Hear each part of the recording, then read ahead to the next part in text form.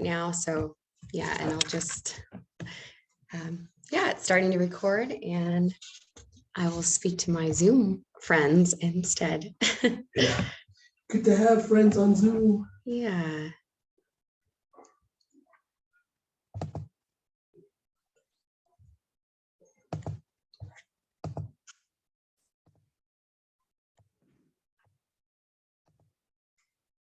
You look like you're in the Grand Canyon or something. I know, I like the background, right? It's actually very appropriate and kind of nice, especially talking about kids. Yeah. We stuck her in the children's church. I'll take a picture of you like you're talking and everything. Okay, yeah, I can do that. So we'll get started in just a moment. I am recording now. Okay. We don't have participants yet, but I'll probably get started in just a minute. Okay. And it'll be recorded for those who watch later. Yeah.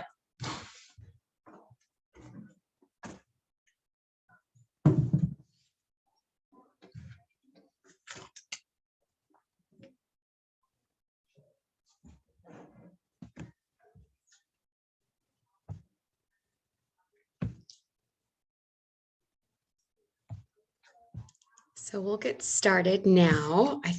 My name is Ruthi Hanchett, and I'm really excited to share this presentation at the Ensure Justice for the Navajo Nation.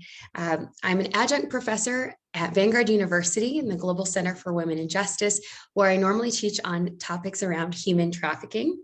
I also get to coach and mentor our Live to Free Student Club, which is an anti-human trafficking student club that's led by students, and we go out to youth in the community and teach them about human trafficking, creating awareness and prevention. And I get to coach and mentor those students. Over the last 10 years, our students have reached out and educated over 10,000 people in our community and beyond, including this last week on the Navajo Nation, to create awareness of human trafficking. And I have been involved in the anti-human trafficking movement for the last 20 years. I'm going to share some of those experiences, including working with World Vision International with children and communities around the globe. And I'm also a mama. I have a 9 and 11-year-old daughters. So that also informs my perspective and my experience of working with young people. So I'm really excited to welcome everybody who's online joining us today as we're going to begin this conversation about how we can partner with children and youth to prevent human trafficking and especially to prevent child sexual abuse. I'm going to be talking about this, what's really an ongoing lifelong process that really our role as adults especially shifts and changes as children grow and develop. I'm going to especially focus in on those early years, kind of the birth through preteen years, that we as adults, how we build that foundation to ensure that we have empowered kids and strong families that will work together to prevent sexual abuse and exploitation of children. So my job is to teach you adults how to have these tough conversations with your kids, whatever your role might be as a parent, grandparent, or caregiver, auntie or uncle even. How can we empower you as those adults, strong adults, healthy adults in their lives to have these conversations and partner with your kids? And as we get started, I do want to acknowledge that this is a tough topic. We're going to be talking about abuse, and that can be very triggering of many people. It can remind us of really hard things. And I know that there's not a family out there that hasn't been touched in some way, affected in some way by abuse. So I want to acknowledge that it's hard. If this brings up a lot of difficult things, I want to encourage you to seek help that you need and take care of yourself and be gentle with yourself, brave enough to seek that care that you need. Because it is something that affects so many of us. But I also want us to know that we don't have to be afraid. I want us today to think about how we can gain the skills and the knowledge and the information we need to raise our children from a place of strength, a place of empowerment rather than a place of fear. So that's our goal for today. And normally I teach on the topic of human trafficking. And sorry, I want to make sure my slides are matching what I'm saying. those of you who are here in the audience aren't going to see my slides because it's mostly online, but for those of us joining, you'll see this ongoing developmental process of the ways that we work together as adults and children to keep them safe. And, I've, like I said, taught about human trafficking, training community members, students, adults, researching, learning, talking, training about this issue of human trafficking for really the last 10 years, especially 15 as my role as an educator. And in that work, I've absolutely become convinced that in order for us to prevent sexual abuse and sex trafficking, we have to begin with preventing child sexual abuse. Because child sexual abuse is an epidemic that has lifelong consequences for children and life-altering consequences for children and adults. But also these two issues of sexual exploitation, sex trafficking, and child sexual abuse are very much related. So when we think about the big picture of global slavery and we set the stage, we know that there's an estimated 40 million people who are involved in modern day slavery today, engaged in some form of exploitation and abuse. That 40 million number is huge. That's bigger than the population of California, where I live. It's bigger than the population of the country of Canada. And we know that of those 40 million people, about a quarter, 25% are children, minors that are involved both in sexual exploitation as well as labor trafficking and abuse. And that statistic holds true in many places around the globe. Even in California, Southern California, where I live, about 29% of the survivors that we find and help and those that receive services, 29% are minors. They're children under the age of 18. And in the United States, that can look like sexual abuse and exploitation. Commercial sexual exploitation is what we call it. It can also look like labor trafficking. So in communities where I live in Southern California, labor trafficking of children might look like door-to-door sales crews where children are recruited and really forced to sell things door to door. It can look like gangs which recruit and then use especially boys to sell and move drugs. It can look like undocumented minors who are oftentimes promised jobs in the United States and then exploited in agricultural work or other forms of even domestic service. But the most common way that children are exploited in my community and throughout the United States is really through commercial sexual exploitation. And the most common indicator, the things that these victims of sexual abuse or of commercial sexual exploitation have in common is a history of child sexual abuse. So we know the statistics on child sexual abuse are staggering. It's estimated that 1 in 10 children is sexually abused before the age of 18. So that's boys and girls. And up to even 85% of the time, it's by someone that they know. It's someone that the family trusts, whether that's a relative, a family friend, mom's boyfriend, a coach, or even an older child like a cousin or a step sibling or babysitter. The point is, it's someone who should have been safe and protected that child, but instead exploited and abused them and hurt them. And it's, we oftentimes hear about stranger danger, kind of staying away from people in white vans that kidnap children, or now on social media, there's a lot of talk about kids being kidnapped out of places like Target. But statistically, that's not the most typical way that children are abused. While that may happen, it's not the most typical, and it's not what we really want to be teaching our kids to be aware of to best protect them.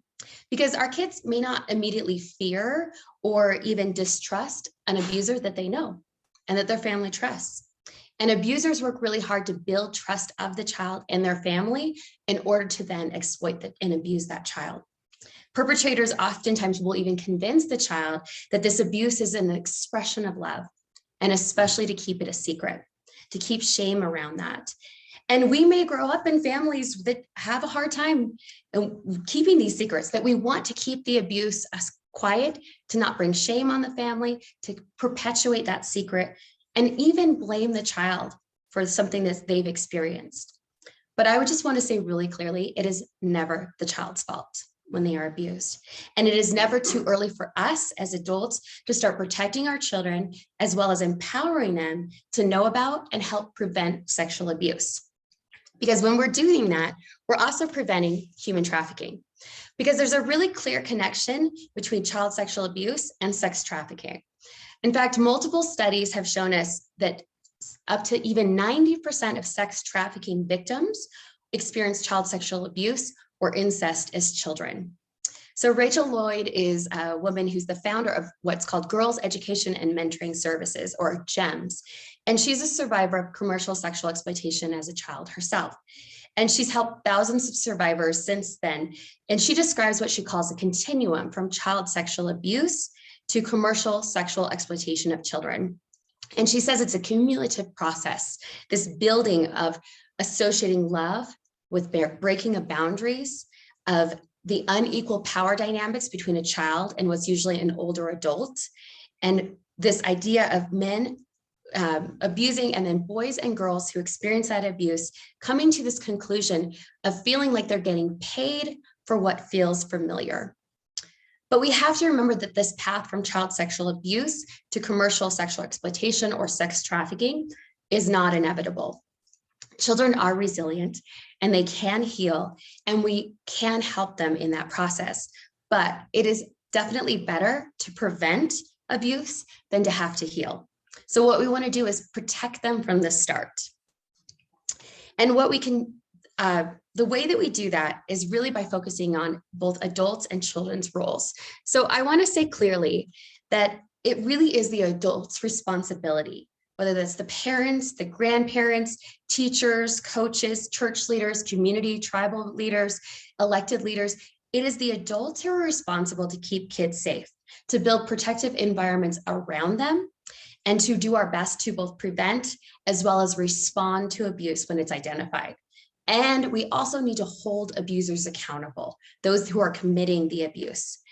But we as adults are responsible also to learn about these issues, such as it's our job to learn about grooming techniques. Grooming is that intentional, gradual process of building a relationship with a child as well as the adults in that child's life to build trust in order to then abuse that child.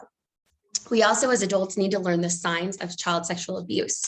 And we need to learn how to be vigilant, to pay attention to these signs, and learn what to do when a child discloses to us if they've experienced either grooming or abuse. We need to act quickly. We must believe children when they tell us, when they disclose, and then act on it, intervene to make sure that they are protected from that point on. We need to be willing to have hard conversations, right? Be willing to be awkward with our kids, with our grandkids, with our students, to have these kind of conversations.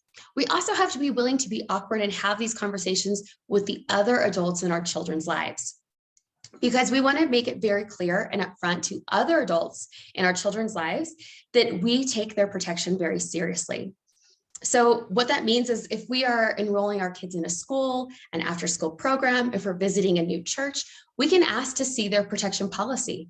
How do they ensure that children are provided for, are protected, and that the adults around them are safe? We want to make sure that they actually have a plan and a policy, and that it's actually implemented, that someone's paying attention. And we can talk about this with people who we consider babysitters, those who care for and watch after our children, our relatives, our kids' coaches or after-school program leaders, right? Our kids' schools, because what that does is signal to the other adults in our children's lives that someone is watching and paying attention. And they are less likely to have access to and abuse a child when they know that there's a safety net around her. So we want to both protect our kids as well as let adults know that we are doing that work. And it signals that someone's watching, because standing up to a predator or standing up to someone who's abused a child and protecting that child from abuse is worth our feeling awkward. It's worth us as adults feeling uncomfortable. It's worth the risk of being wrong, of trusting our gut and saying something, even if it's not happening yet or hasn't happened. It's worth upsetting people, upsetting family relationships, possibly losing a friendship, or even breaking up a church or a marriage. And we may need to be the ones who break that cycle of silence and shame and perpetuation of abuse. We need to be the ones who are brave to stand up to that. It is worth it, because our kids need to know that their safety is our highest priority. So once we've done that of educating ourselves as adults and working to make sure that we have done our work to protect our kids as best as possible, we then need to teach our kids. And what we do is we need to empower them to educate them and understand both their own bodies and the safety around them. So our job is to teach our kids information that is both accurate, but not scary, so that they can be allies and partners in a team that is protecting them.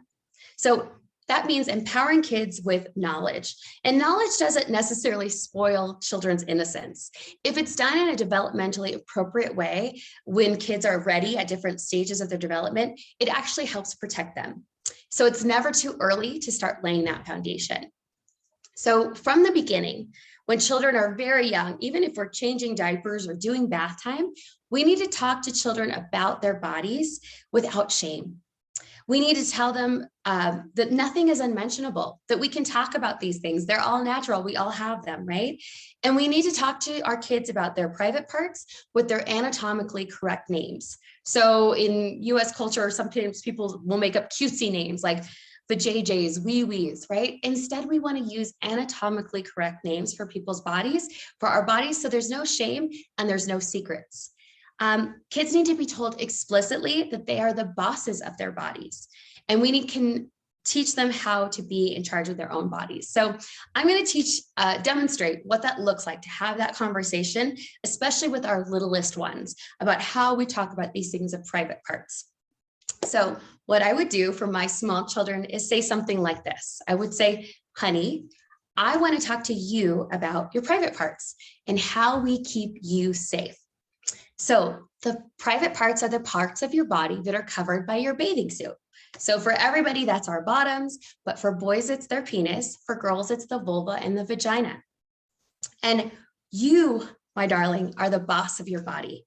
That means that you get to decide and you have control over your body and you deserve privacy. That means no one is allowed to look at, touch, or take pictures of your private parts or the inside of your mouth. And other people have privacy too. So we don't look at, touch, or look at pictures of other people's private parts either.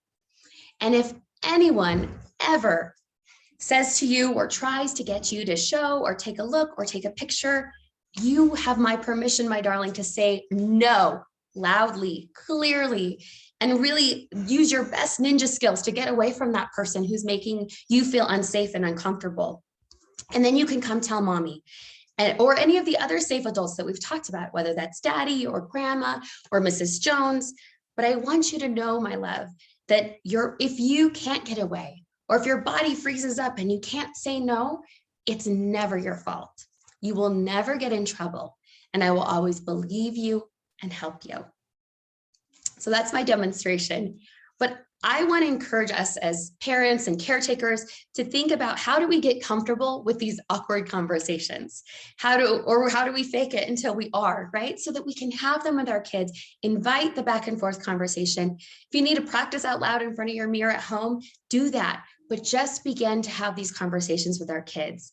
And we also need to explain to our kids the difference between secrets, which make us feel uncomfortable and alone, and surprises, which always come out in the end and are happy, like a birthday present that we get to give to someone. Because when we do that, we're teaching them these life lessons about consent, that from the very beginning, people should ask to touch their bodies or hug or kiss or tickle our kids, and they have permission to say no, even if an adult is offended or hurt by that. So kids also need practice exercising this consent and control. So we might set ground rules and give choices. So we can say things like, when we're leaving a family gathering, pick a way to say goodbye to grandpa. And then we don't undermine that with comments like, oh, give him a kiss. You don't want to hurt his feelings, do you? Because that only reinforces a message that we do what adults want, even if it feels uncomfortable or wrong. Because instead, what we want to be doing is teaching our kids to listen to their body's early warning signs, which means that from the very beginning, when they're little, and especially as they become teens, we want them to trust their bodies. And if a romantic partner is pressuring them to do something that they're not comfortable with, we want them to know that if they have an upset stomach, racing heart, sweaty body, that's a nervous system. That's their body's way of signaling that something's not right, that we want them to listen to their bodies and ask for what they need, communicate what they need, and trust their gut. Because standing up for yourself can be hard. We all know that, even as adults, standing up when we know other people want us to do something or conform can be hard. So our kids need to know that they have our permission and our trust, and we will support them, that there are adults behind them who believe in them and trust them. And that's why it's really important that our kids can also articulate 5 safe adults that they can go to if they experience grooming or abuse or those early warning signs of their body, or even just a problem that they can't handle on their own. And 5 is a really great number because little ones have the 5 fingers. It's easy to think about and name the 5 trusted, safe adults in their lives. But our teens need to know who's got their back also. Who are the trustworthy adults they can go to no matter what, in any circumstance, in any condition. And those adults will be there for them without judgment or shame or blame. And we adults want to be on the safety net of as many young people as we can, so that our kids and our grandkids, our nieces and nephews know that they have a trusted group of people around them. And especially if you know vulnerable children in your community or your life or your church who you can reach out to and become part of their safety net. I encourage you to think about that so that we can build as many healthy connections and networks for safe keeping of children and providing support to children, especially those that are most vulnerable. We want to have as many safe, healthy adults around them as possible. And I want to remind us that this is a balancing act because we want to be careful not to put too much pressure on a young person, a child, or even a youth. They are not responsible for protecting themselves against a skilled pedophile or an abuser. It is not their burden because that's too big a burden for a single child to carry on their own. And it's never a child's fault when an adult abuses them. But we can include them as part of the team that keeps them safe. We know that as adults and caregivers, we can't always be there with our kids 100% of the time, whether they're away at school or as teenagers, more independent. We are not there all the time, or especially when they're online. But what we can do is empower them to know their rights, to know their boundaries, and have confidence to speak up if those are ever violated or attempted to be violated. And I'm a big fan of children's literature as a natural way to start this conversation. And so on the screen, I've put a bunch of books that I think are really helpful for teaching kids about these issues. And I'm going to switch, just take a moment to make sure that I am being videotaped the correct way. Make sure my screen is being shared. So hi, Corey and Doreen, thanks for joining us. Just taking a moment here. Okay, hopefully that's good enough for a picture of how, as I'm presenting. But I wanna make sure that I provided these books because I think it's really a helpful way to start these conversations. Kids oftentimes will listen to a story, absorb the message, ask questions, be curious in a way that if we just as adults lecture to them about what they could and can and should and shouldn't do, it's a very different response. So I love children's literature like these books that I've listed. Many are by Janie Sanders, who is a great author, and she works with Educate to Empower. And one of them at the end is even a faith-based book, which is great for faith-based communities and churches to have these conversations with young children.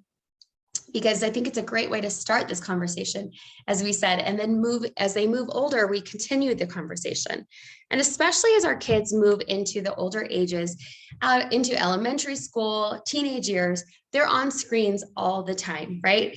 And they may begin maybe to have their own tablets or phones or social media accounts. So we have to start talking very early with our children about the internet, about social media, and especially about pornography. We all know now how easy access is to pornography and how even if we don't intend to find it, sometimes it finds us. We might stumble upon it with a mistype or an accidental search. So we have to talk to our kids about it. I believe that if a kid is old enough to have a phone in their hand, which oftentimes is 18 months or 2 years old, we need to begin to find ways to protect them and have these conversations at a very simple age. We know that the average age in which a child typically views pornography online now is 11, and that number is trending down. 11 is also the age when kids are now on average being given smartphones. So we need to talk about how pornography can be found in their Instagram feed, their YouTube videos that they watch, on TikTok, or online gaming platforms. We unfortunately, it is really everywhere that our kids might be online. And we also know that children also will send each other pornography or pornographic images. And that's where, unfortunately, our kids are getting their sexual education from pornography these days. And it's not just what we might think of as romantic lovemaking. Instead, the pornography that our kids are exposed to is violent, it's degrading, it's misogynistic, and it's shaping how our kids view their bodies, their other people's bodies, the way that they view sex and relationships. And it's even leading to addiction and depression in both boys and girls. And unfortunately, pornography is now used as a grooming tool by predators who use it to both desensitize and instruct and even entice children into abusive behaviors, and then create secrecy and shame around that behavior. And unfortunately, pornography is also driving the demand for sex trafficking. We know from studies of survivors of sex trafficking that many of them had pornography made of them while they were in sexual slavery. They may be forced to perform sex acts or even be raped while they are in slavery situations. And then that act is filmed and then made into pornography. And even when people who consume pornography see some of these acts, they may then want to enact it or experience it, what they've seen through pornography, which then leads them to purchase commercial sex, again, driving the demand for more sex trafficking victims to fulfill that demand. And there are even entire genres of racialized fetish porn, which now drives, again, the demand for commercial sexual exploitation of people, victims who are bought and sold based on their race. So we as adults are responsible to do our best to protect our kids from seeing this and having easy access to pornography. And there are a lot of tools now, fortunately, for us to help us filter and have more of understanding of what our kids are seeing and prevent and block that easy access to pornography. And we can use those tools. But we also have to prepare our kids for when they do see it, when they do stumble upon it, when a friend offers to show it to them. We want them to know what's right and know their boundaries. And that means we need to talk about the harm that pornography causes, how pornography actually shapes the brain, how when they see those images, they can be hard to get out, even if they don't want to see them again. How it can be addicting, leaving boys and girls wanting more, but also feeling like the things that used to make them feel happy or content really don't work anymore. We want them to know that what they see on the screen is not usually a mutually respectful, loving sexual relationship. But instead, we want to talk about how there's a real person on the other end, and it actually oftentimes is causing harm to them. They may be physically hurt, forced into the situation, treated poorly, emotionally abused, and they may not wish to be doing what they're doing that's being filmed and produced as pornography. So we need to talk about these harms that pornography causes, but we also need to communicate to our kids that it's normal and natural to be curious, but that doesn't mean that they should continue looking. So we want them to know what to do when they see it, to recognize that what they're seeing is pornography. And for little kids, we can just talk about naked pictures of naked people, but helping our kids notice that if they see pictures of naked people or if they see pornography, it's inappropriate for children, and they should recognize that it's not appropriate for kids, that they should shut it down, whether that's turn it off, close the laptop, power it down, or just put it down and walk away. We want them to step away, then tell their trusted adult what they've seen and how we can fix that problem. And then especially we can learn how to distract our brains, find an alternative activity so that those images are not seared in their brain in the same way. And they don't continually return to those thoughts and pictures that they've seen. And this book that I've got here on the screen for those who are watching is called Good Pictures, Bad Pictures. I find it's a really helpful book to, again, begin this conversation with our children. There's even a little kid version for having those conversations even earlier with our kids. It's important that our kids know that if they see pornography, if they accidentally stumble upon it, if someone shows it to them, or even if they're curious and seek it out, but then realize that they need help and come to us adults for help, that they will not get in trouble for that, that we want them to come to us and we will help them in that process.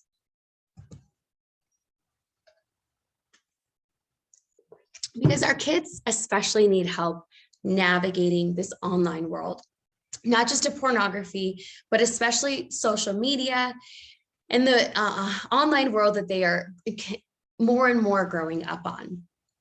We know that social media is now the #1 place where traffickers both meet and recruit and then sell their victims of commercial sexual exploitation.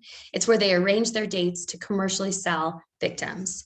And traffickers are looking for teens who post online about feelings of insecurity, loneliness, feeling misunderstood, and that they will swoop in to solve what really are natural, normal feelings of longing and desire, a desire to build a relationship or to be noticed and appreciated. It's normal for kids to have these feelings, but traffickers will actually take advantage of that, presenting themselves as a solution to these problems that is normal for kids to experience.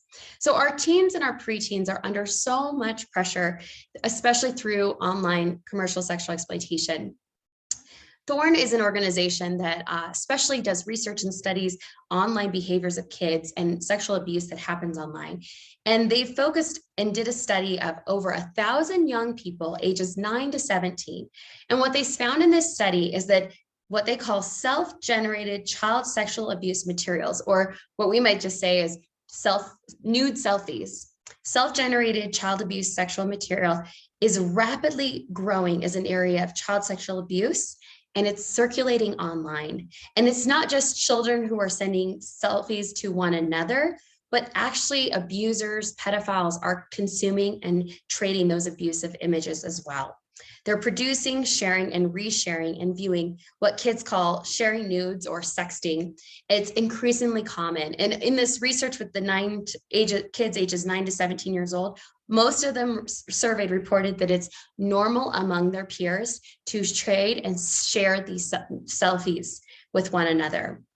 So we have to help our kids think through the consequences of sharing nudes, to think about what that means for both themselves and what that might mean if that selfie gets shared, reshared, and reshared, what that could mean for them, as well as helping them develop a sense of empathy so that they are not part of that chain of perpetuating that really abuse of a child, but instead can shut it down and not be part of that harmful cycle.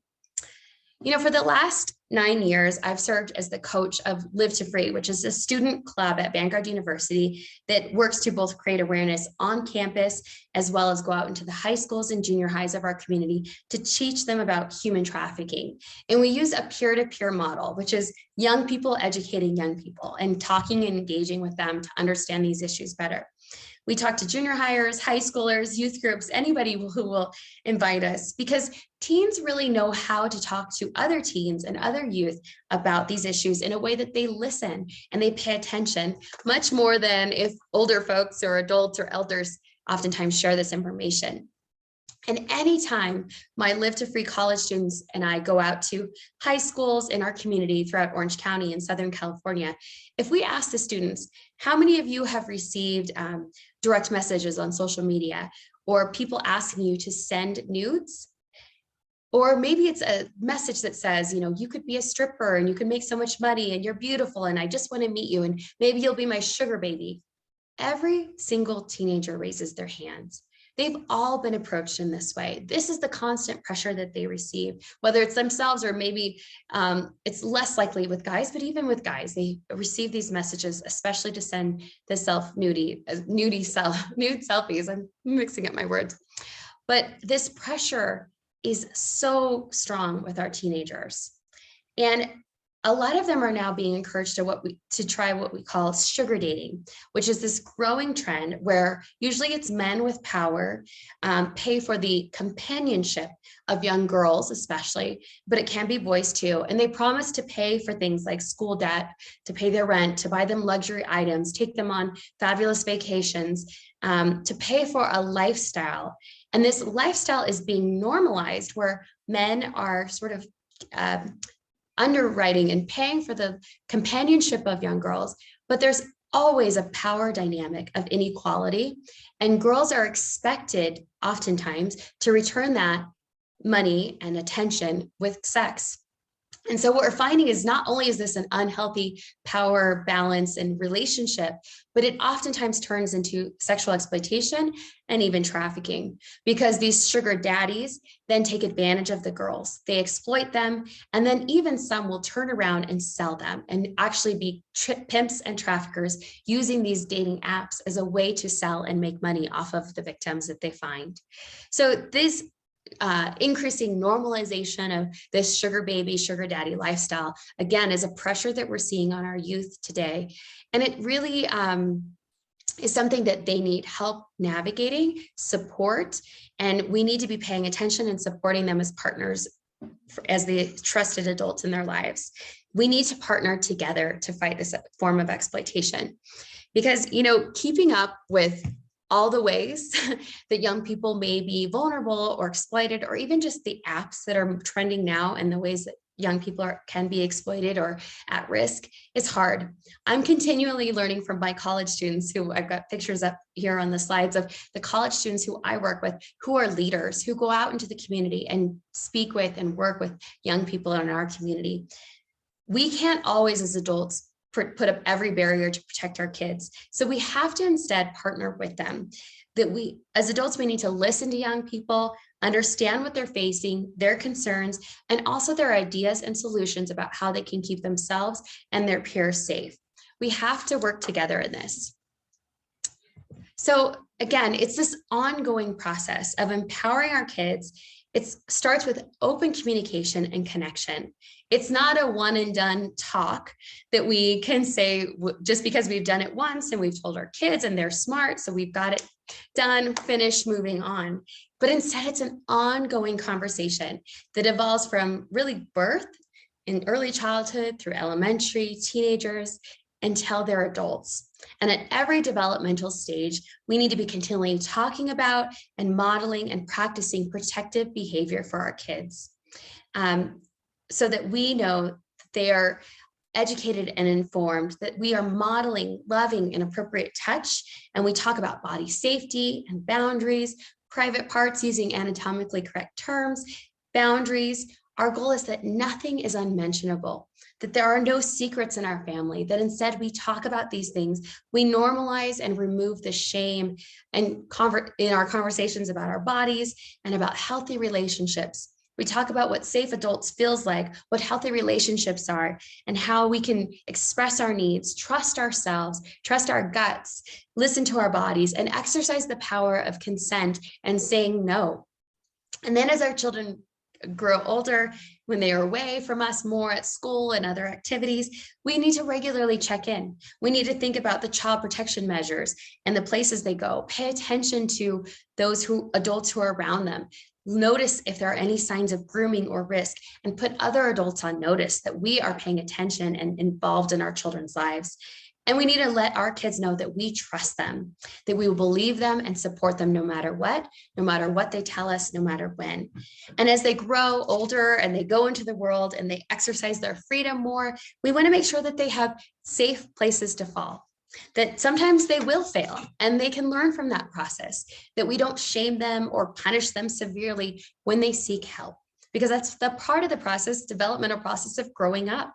So we can say things to our kids like, you may feel embarrassed, but I'm really glad you told me. And we work with them to find solutions in those ways. And then as they enter into those teenage years and they think about healthy relationships, consent, and their value and worth in a romantic relationship, we also want to, again, talk about the risks of the internet, of sexting, of grooming, of pornography, of sugar dating, and even online gaming and meeting people online, and talk about a smart kids approach to social media. And then as they grow into becoming young adults, we really want to make sure that they are empowered with the skills they need to protect themselves as well as their peers and become leaders in that process. And we adults take our cues from them. They take the lead and we support them with the resources they need and knowing that we have their back no matter what. So again, even if their friends are ever in trouble, they know that they don't have to keep secrets. They can come to us and we can provide the support and trust they need from a trustworthy, healthy adult. Because our kids need to know that they deserve to be safe, and we will do whatever it takes to protect them. Ultimately, we want our children to know that they have infinite worth and they are deeply loved. And if anyone ever treats them as if it isn't so, we want them to recognize it and reject it so that they can find healthier options and opportunities. So I encourage you to start today.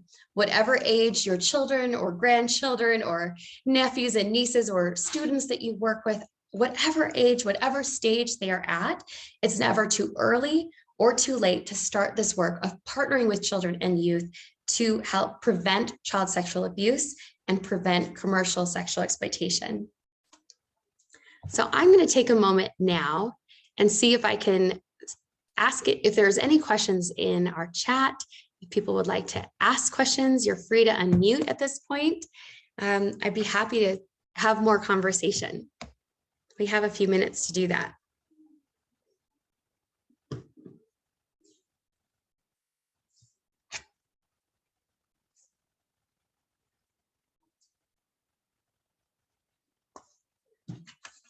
So Corey or Doreen, do you have any questions or issues you'd like to discuss?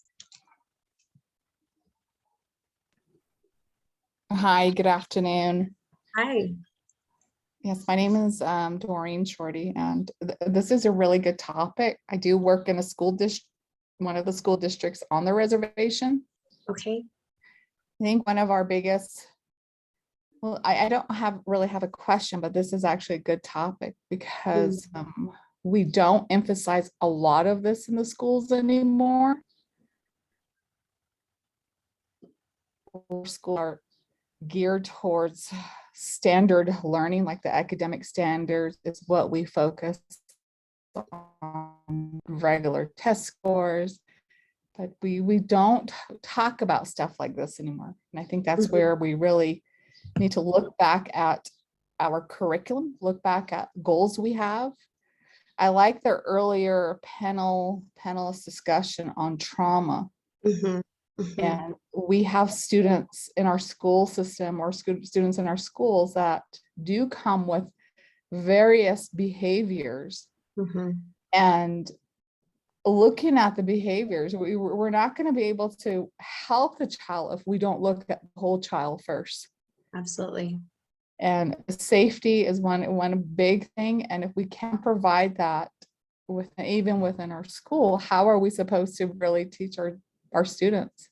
And I think Navajo Nation needs to look at implementing some of these programs back into the school. I know when I went to school, there were some, topics of bad touch and good touch, but now we just don't have it.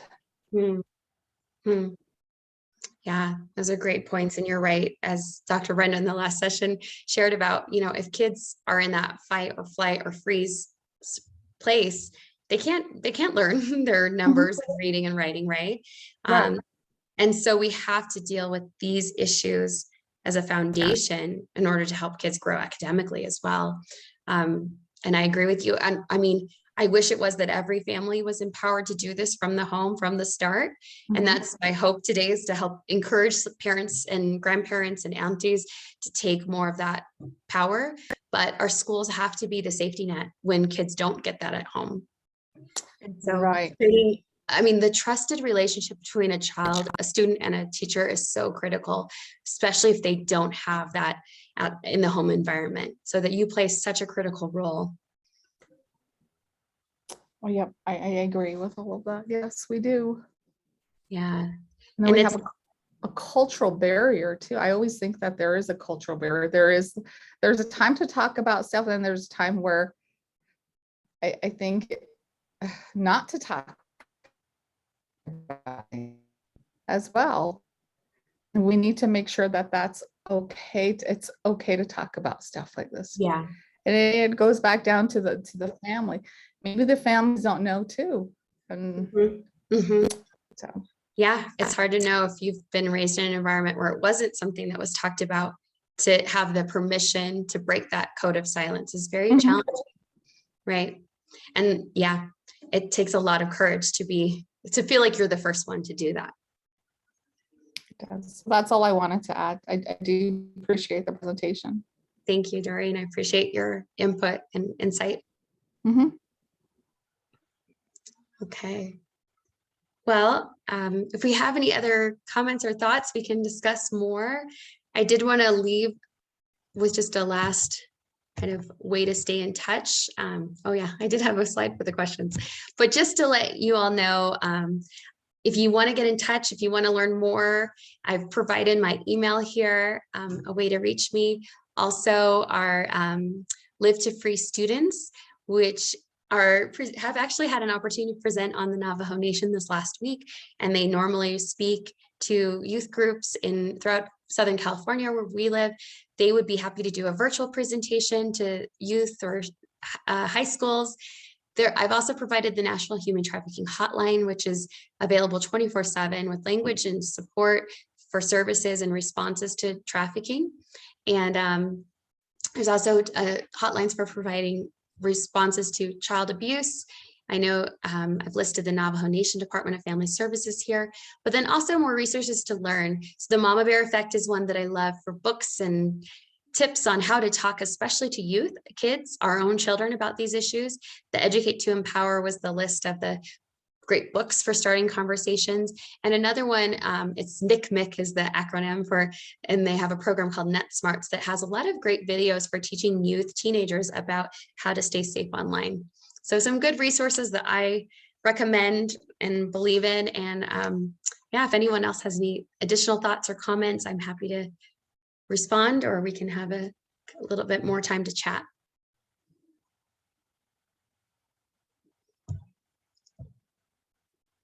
Okay. So thank you for those of us who've joined us live. I know more will be able to watch this video later.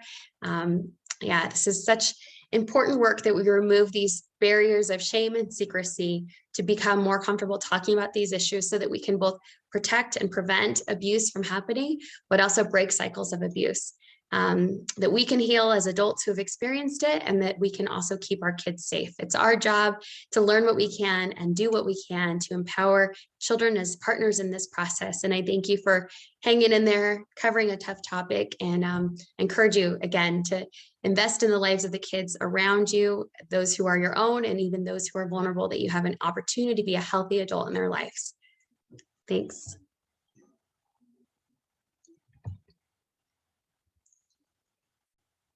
Bye, Doreen and Corey. Thank Bye-bye. you. Bye-bye. See you in the next session, okay?